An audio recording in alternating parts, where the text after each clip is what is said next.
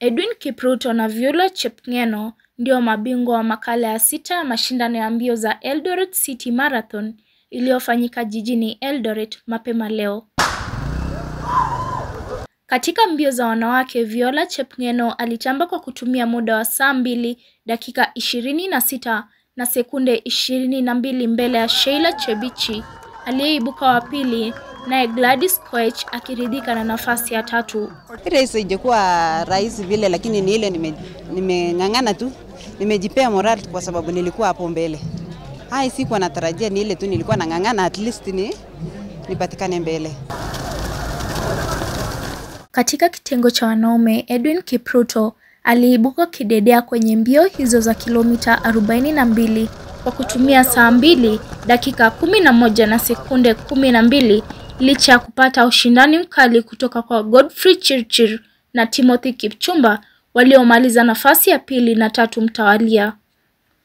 Mbio nilikuwa nimejiandaa vizuri, lakini sikuwa ninatarajia ninaweza kuja kuwin. Nilikuwa nimesema wacha nijiandae kama naweza kukimbia mpaka 30k, but ingekuwa sawa nimalize. Ilikuwa preparation yangu hivyo.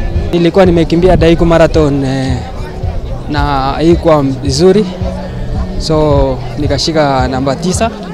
Nikakuja nikasema wacha nijitume ndio hizo nifunge vizuri.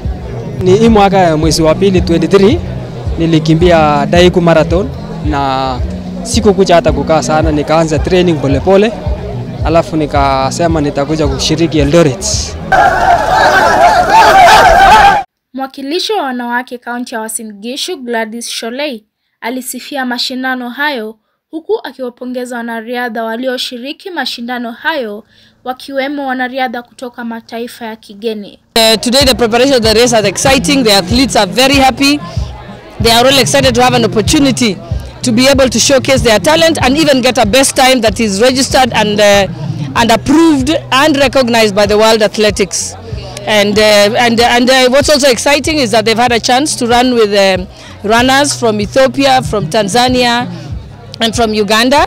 Mshindi wa kwanza katika kila kitengo alitia kibindoni shilingi 3.5 million, wa pili akipokea 1.5 million, huku nambari ya 3 akituzwa 1 million. Nikiripotia runinga ya Hubs kutoka kaunti ya Uasin Gishu, jina langu ni Makena Valerie.